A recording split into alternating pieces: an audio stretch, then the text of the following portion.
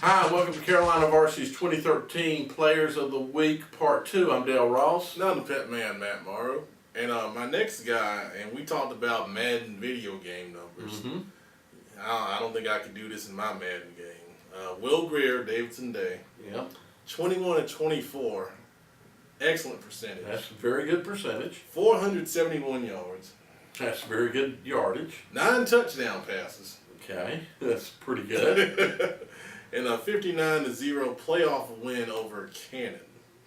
And Will is committed to Florida, as we know. He has 62 touchdown passes this season. I tell you. That's a lot. He's legit, and there's a reason why he's going to Florida, and those numbers back it up. Well, you know, 21 to 24, even if you're 7 on 7 throwing the ball, pretty good, right? Exactly. So, in a game with pads, no matter what the competition might be like, that's pretty good. That's pretty good numbers. Awesome. All right, the next two that I have are nominated, came to me through email. They were freshmen, and they're from South Lake Christian. Aapri, excuse me, Aapri, so I'm going to say that's an Aapri, Washington. Had 3 interceptions, 3 tackles, 1 catch for 40 yards. That was in the second half. And then Eric Gallman, 3 catches for over 100 yards, 2 TDs. Again, in the second half, I was told. So, good job, guys. So South Lake Christian with two players. That's the first time we've had a South Lake Christian player nominated. Congratulations. And freshmen, so maybe we'll hear more about you guys later on. Excellent. My next one is from Clover High School. Clover's had a tough year. They were 1-9 going into this game, and they're playing York, who's 9-1. So you figure, yeah, they just want to get the season over. It's a blowout. Not the case at all. Ladarius Adams, Clover running back, 42 carries. 42, wow. For 199 yards. But they lost the game 13-10. But I'm going to tell you, the York defense is tough. And Clover, you know, for this kid to go out there and carry the ball 42 times against a defense like that and produce, that says a lot about that kid's heart, his character, and his talent. Clover finishes 1-10, but I'm going to tell you, they've got that program headed back up the right way. And York's 9-2 going into the South Carolina playoffs. Well, 10 years ago, maybe even 6-7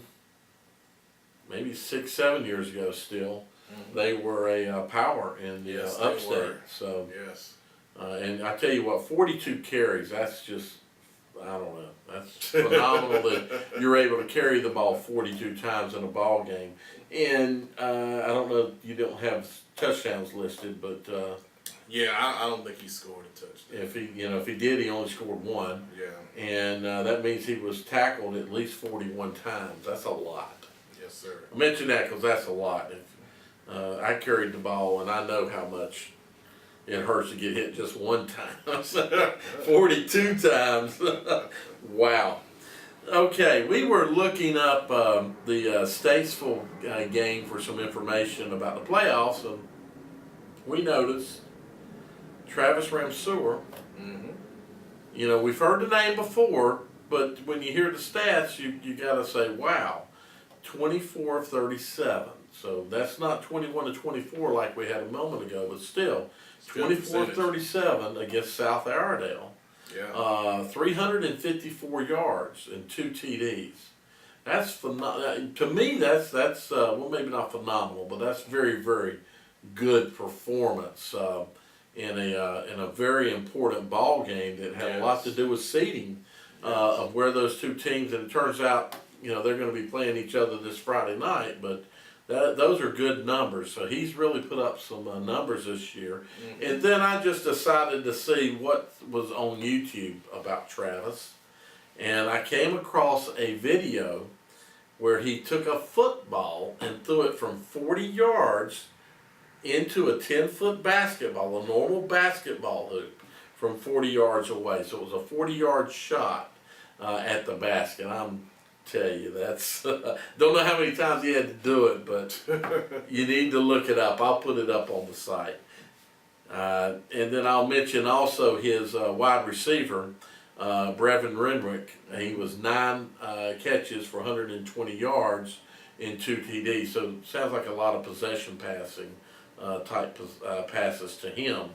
But still, very, very good numbers. Great job. That Statesville team, we're going to break that matchup down here coming up. My next one, Mason Rudolph, Northwestern quarterback, of course, committed to Oklahoma State. He's been on here a couple times. 22 of 30, 302 yards passing, 5 touchdowns. Also, 9 carries for 109 yards and a touchdown. And a 66-19 win over Rock Hill. And that's a traditional rivalry down there. That's one of those games where you throw the records out and you never know what's going to happen. Right. But, Northwestern is a train, and they're on the tracks chugging along and ready to make another deep run in the South Carolina playoffs down there. Yeah, they sent me an invite to that game, the Army did, and that was a U.S. Army sponsored game apparently. And they said they were expecting 10,000 people. Wow. So he did that in front of a big crowd. I'm out of names. Although I do want to mention Casey Collins from. I didn't mention him in my game, but he played well on both sides of the ball, both offensively and defensively. So I'll just throw his name out there and let you go for the next names. Well, I've got 5 more, so y'all bear with me. Chase Byrum of Monroe, 19 carries. He's a running back, 157 yards, 3 touchdowns. And a 40-0 win over Forest Hills to give Monroe their 3rd straight Rocky River Conference title. And they're going to make some noise down in the 2A playoffs here in North Carolina. Jake Atkinson at Cuthbertson High School had a game-winning 30-yard interception return for a touchdown and a 28-21 upset victory over Piedmont. And that got them into the playoffs for the first time in Coach David Johnson's first season. And they're going to match up with Asheville, and we're going to break that game down as well. Kenny Purvis, great running back up at Central Bears.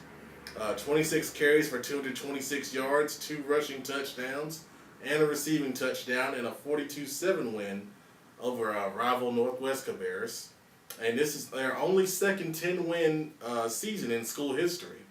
The other one with Central Bears was under Natron Means at running back back in 1989, who went on to play at North Carolina, who played in the NFL, who's also the offensive coordinator now at Hopewell. Right.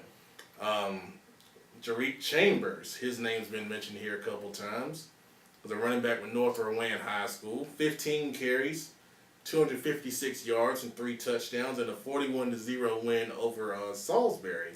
And that gives North Rowan the Central Carolinas Conference title, and they're 11-0 this year. And I tell you, they're going to be in the 2A playoffs, and that team is talented. We saw them earlier this season when it scrimmaged at Rocky River, and they're loaded all over the place. And if they don't win the state title, I'll be real shocked. And my last one is Daisean Reddick. I hope I'm saying that correctly. He's the running back at West Rowan, 209 yards and 4 touchdowns and a 45-24 win over Hickory Ridge. And that got West Rowan solidly into the playoffs. And they're going to face off against South Point in the first round. And we hope to have our Gaston County guys break that one down along with the other Gaston County games. But that's going to be a heck of a matchup there. Reddick, is that... was his brother the quarterback a couple of years ago? I'm not sure, but my guess, yeah, it could be. I'm thinking the kid that was at Mallard Creek and then went to West Rowan. I don't know, sorry. Well, I guess that gets our players of the week, huh? Yeah. All those guys, I wanted to get all you guys in there. You all deserve it, and some that we miss. We'll be... doing them during the playoffs. So please send us your information and we'll get it out there. Yeah, we want to mention you, but we need to know who you are. So somebody let us know. Thanks. We're gonna walk inside and guess what's up? Put the food on my plate. That's a coconut.